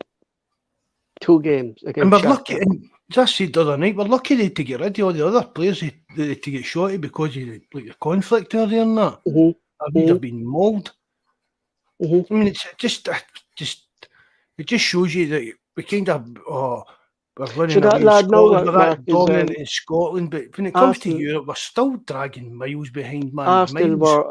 Arsenal and Everton were out for him, the fella Mudrick. I think Everton had a bid about 29 million refused. Arsenal had a bid about 32 refused. He's now valued at 85 million.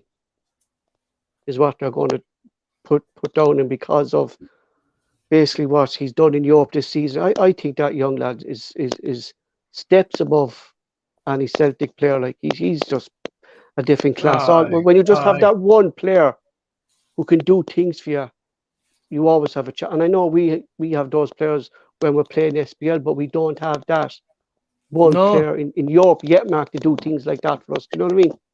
You know? No, that's he scored 3 or 4 goals. Did he? He scored 3 or 4 goals in Europe, like so. That's worth an absolute fortune. He tore Ireland apart, Terence, when we played the Ukraine. He tore us apart. He tore Scotland apart in the Nations League, Mark. He skimmed Cal McGregor for their goal. Like, do you know what I mean? But Scotland not put them out. No, they knocked you out of the European, the Nations League, in the semi-final. They lost in the final. I know, but Scotland have played Ukraine that much in it the last Exactly, couple I of know, months. yeah. Aye. That's the stupidity of the Nations League, isn't it? You're playing a team you about still 4 or don't 5 even know who times, it like, is. you know. Yeah, So Frank when is the league McAfee. finishing up now? When is the league finishing up? 2 weeks? Do we have two matches left only? I think it's about the 18th or something like that, isn't it? Just getting up there now, fixtures there. So bear with me there now, lads. So Wednesday we have Madrid. Then we've Dundee United Saturday at 3 o'clock. The 12th And of then November. Wednesday the 9th we have Motherwell, and that's the Premiership, and then we're finishing up Ross County, and then we're back then the 17th of December. So we're finishing up the 12th of November. So is it the week after? So the World Cup is starting, so is it? Oh, no, I'm sure that's about the 18th, Paul. And to see for that last game, we'll maybe players away for that. That could be, Mark, yeah, because we were talking about that in the previous thing. That November the 20th it starts, the World Cup. And Argentina players need away for 2 weeks. They're allowed to take players away 2 weeks before that. Yeah, Argentina want their players released early for the World Cup. So who is it? Vickers and Juranovic, is it? I'm expecting Kyogo and Maeda to go as well. O'Reilly's got a kind of outside chance, outside chance. Yasha's in the Portugal squad, Mark. You never know. He's in. He's got the what is it called, the preliminary squad into the one that he might be going, which was a bit of a surprise to me, to be honest. But fair play to him, well done, you. I'm delighted, Mark, because it just shows now, Mark, right, for Celtic to keep a player like Yasha, like for him to be called up to this provincial squad for the World Cup. It just shows you don't have to move from Celtic to get into your international team. Just look at Fraser Foster, look at Gary Hooper. They went down south. They never got a look into the English team. And that's the only reason why they got overlooked by Celtic. Do you know what I mean? Was because they played for Celtic. That was one of the big problems with Carter Vickers trying to get him to sign a permanent deal, was he wanted to make sure that he wasn't going to fly off the radar with America. Yeah, but the reason he got in, Mark, is because he was playing week in and week out for the first time in his career. I can guarantee you, Mark, if he didn't come to Celtic when he did on loan, he was not making that US team. No chance. But didn't the Japanese manager say that about even the likes of Hatati and them playing that? Basically, the fact that they're playing in Scotland is what they do there is undermining their chances of getting in the setup. What it is, it's more of the Japanese government. Okay. Want Japanese players called up to the Japanese team that play in Japan, that play in the league. Oh, so like I'll get you like New Zealand in the rugby. So if you don't play in New Zealand, you can't get on the All Blacks. Okay. He's constantly calling them up, but then you kind of see him kind of only playing a half and half, and then he's bringing all the Japanese homegrown players that are playing in the league. Then do you get me? Like I really see me to play a full game, but they're saying now that this could be the first World Cup when this manager will actually outside the Japanese league, and there's kind of the government are still kind of arguing. They're still arguing like why you calling up Kyogo, why you calling up Maeda, and he's saying like, well, these are the best players. Do you know what I mean? If you want an outside chance, I get you. It's the same as some of the rugby countries, New Zealand. So wanted with Simon Zebo for years, Terence wanted Simon Zebo for years. He went over playing in England. They didn't. He's playing in France. They did it in Ireland as well. You couldn't play with Ireland if you weren't in the provinces. Mm-hmm. Yeah, they did that. It's stupid, really, like Mark, isn't this? So I mean, if you want an outside chance, like you bring your best players, Disney bother. I would rather Celtic players when they go into World Cup, Paul. Oh, I'm the same as you. Mark. But look, it is what it is, and I think looking at this Celtic team, we actually, I think, Mark, it's the first time in a long time that we actually do have a lot of players who could be called up to this World Cup. Do you get me? Before you might see only one Celtic player, max 2 if we're lucky. But now, like, we could end up about 5, 6 players going, you know, which is good for Celtic, Mark, that we are attracting these international players to the World Cup. You know, just my opinion. If I be honest, if I was Gareth Southgate, I'd be looking at your heart for a bit of experience in that World Cup goalkeeping position. You know, fucking Pickford is fucking useless. Aye, You know? aye. It's shocking, it's shocking. Aye, England will be a laughing stock out there again. I think so, boy. I think so. Especially after their Nations League campaign. Like, was it they got relegated now to League B or something? Is it Group B stage or something like that? Aye. You know, he actually could be in a group with them now next year when the new Nations Leagues comes out because he qualified for that group. Jesus Christ, imagine that. England and Scotland inside us, they had the same group. You know, fucking Lana Wolf be having a field day with a half and half jersey. Nobody knows what's going on with that. All these international breaks, they're playing qualifiers, they're playing Nations League stuff, you know. It's a lot of garbage, man. So much international football these days, it doesn't need to be. It's wrong, Mark. Ain't they playing about 3 games in the space of 4 or 5 days? It is wrong. You know what I mean? And you're destroying. No wonder players are getting injured. Do you know what I mean? And it's always in around international games as well. A lot of players seem to be getting injured. You know, it's just too many games for them. You know, which especially this year. Especially this year, Paul. I mean, the World Cup is on, so having all these friendly games and exactly. Like you were having the league. Say for argument's sake in Scotland, you were having the league for 3 weeks, and then all of a sudden, it's an international break, and there was 2 weeks off. And Ireland are so bad they were playing like Azerbaijan and probably the Taliban 11 or something like that. Ireland were so rubbish, like.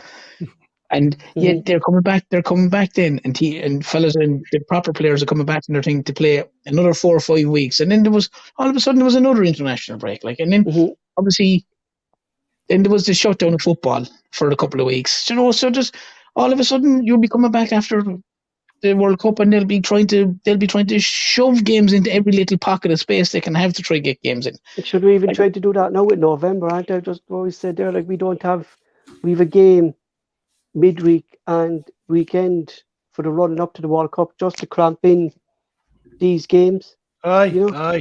You know, it's madness, like.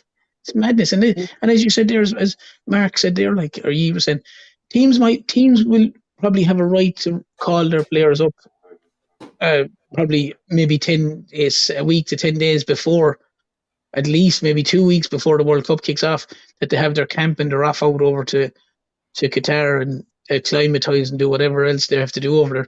So you could conceivably be missing the likes of Carter Vickers for 2-3 league games easily, and maybe 1 or 2 of the Japanese lads could be gone. Juranovic could be gone. You know, so, Moy will be called up as well, I say. Moy will be called up to the Australian team as well, I say. Aaron Moy, the way he's playing at the moment. You know? No, there's a good chance of that as well. Yeah, there's a good chance of him. They were talking about that as well, that there's actually a chance that Moy could get called up because of the way he's playing. You know, just something that Terence was saying there about the Taliban 11. I could just imagine the comps are going, Joyce, you could really hear the bang off that ball when he kicked it. It'd probably still be Ireland, Paul. That's the worrying thing.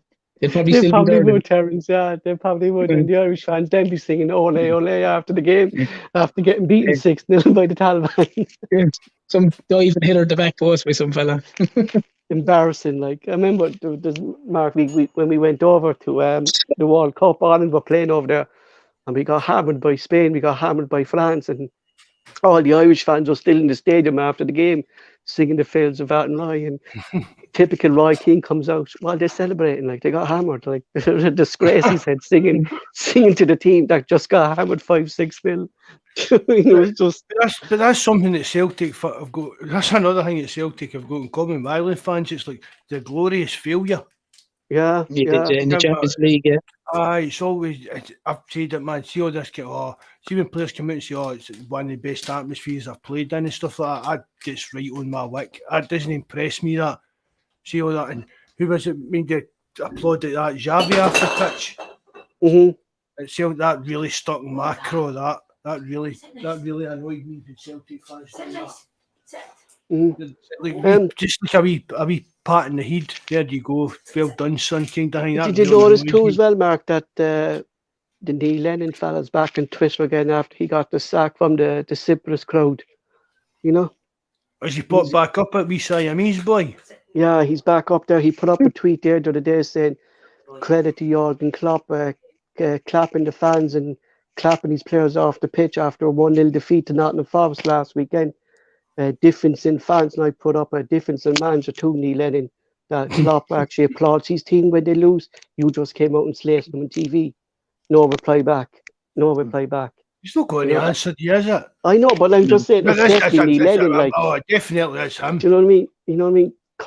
Haven't seen him for the past year when he's over in Cyprus playing manager. He gets sacked, then all of a sudden he pops up again. The managers can't let Celtic alone. Like, do you know what I mean? Did you watch them playing Man United the other week? Thought they did well, Mark. The goalkeeper that was playing for them. Yeah, it was fairness to know, but he did. He was only number two. Mm-hmm. Nigerian international, though, Mark. Nigerian international. You know, but Mark, there's you say there, like. Did you ever find out how I get the bullet on Cyprus yet? No. Results, Mark, and was it Bobby was saying there? He lost 11 games this season or something like that already, and there was fallouts then as well with the board again and stuff like that, and typical Neil Lennon, man. Knew that was going to happen, aye. You know, yeah, but then we spoke about this about Neil Lennon in Europe as well, Mark. He knew, I know he lost now, like and thing, but he only lost 1-0 the other night against them. Lennon knew he couldn't go toe-to-toe with Man United, and he set up his team to play against Manchester United. You get me? Aye. You know, aye. But that's for me is what Ange needs to do. He should know Wednesday he can't go toe-to-toe with Real Madrid. And fair enough, he tried it, and it worked for 30 minutes. But that's all you're going to get against Real Madrid realistically in the game. You get your 15, 20 minutes break, and if you don't score, that's your chance. That's the thing. While you're in that bit of exactly, Mark, game where it's you're on top, you've got to take your chances. Yeah. It's Terence keeps saying it. There's a reason players are at Celtic, and the reason players are at Real Madrid and RB Leipzig and places like that. There isn't much a reason that players at Shakhtar Donetsk and not at Celtic for me, but not at the minute anyway. But even Lennon was cute enough even when he played Rangers and Ibrox. Lennon would often just leave Samaras up front by himself and make sure he defended. No, they were my two favourite goals.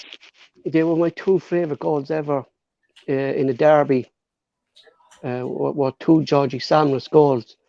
The one when the ball was lobbed off him, he ran from the halfway line and McGregor came out and he just rounded McGregor into the goal. They were my two favourite derby goals. Was George.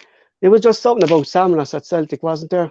You either loved him or hated him. He was either brilliant or he was terrible. Yeah, well, he could frustrate you, but then when Samaras was on his game, wasn't he? You know? Well, he was, but what I'm saying is he wasn't. But that was down to Neil Lennon, would like him or loathe him, that he would go to Ibrox and he would know he would literally be in his head going, in a sense, I'm happy to take a point out of here. I'm going to make it as awkward as hell for them to score, because obviously back then there was really nothing between the two sides.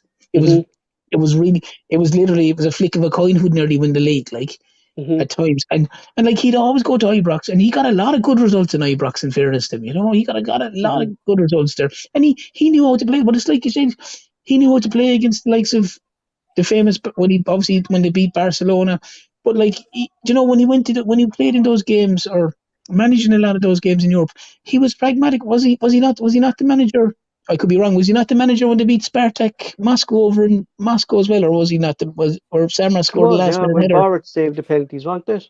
Yeah, I think he was. Yeah, he was. Yeah. But he was pragmatic in the way he played these teams. He wasn't just gung ho like. He mightn't have been the most likable guy, but he was able to cut his cloth accordingly. He knew, like I keep saying it, that they're playing with them and we're playing with Celtic for a reason. And if I go toe to toe with them, there's only going to be one winner.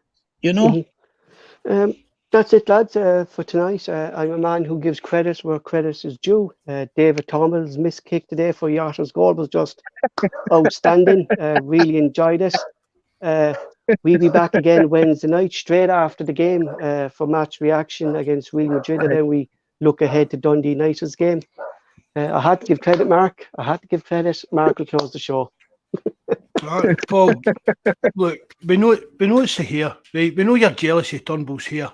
Right? I was thinking to myself there today that Turnbull should be up in the mountains with the monks making buckfast with that haircut. Well, it's either a Peaky Blinders number or a man bun, Paul. Right? It's the choice. That's the choice you've got. Would you rather see Turnbull with a man bun? Is that what that is? Jesus Christ, easy. Can't make the poor boy more uglier. Right, imagine David Turnbull went the more at his hairdresser and said, give me a Paul bun. I mean a man bun. Right? Imagine the grief that guy would get. Give me stick for you. He'd go to supporters dances and get swarmed with him and that. Think it was you. Is that you, Paul Cork? That's a cracking man bun there you've got. I haven't got a man bun. But see the picture I put up, Paul, that wee guy, FIFA, that wee Castro guy with the man bun. Yeah, I took it down, you bollocks. I took it down. Big Jabber actually asked me if that was you. He thought that was a real picture that you put up. Jabber, you've a hard case. One, coming on the show late and then insulting me then. You know what I mean? Jesus Christ, the grief. Mark will close the show. They bother. Thanks very much, Paul. You as well, Terence. Thanks very much for coming on again, mate. It's always good when you come on. Everybody that joins the live chat, even Jabber that was an hour late. Thanks very much. Everybody supports us. We really appreciate it. Remember and hit the like button. And if you know how, please leave a comment. It helps you climb up the YouTube thing and that, and share it about your social medias and that. Hail, lads. Good night and God bless.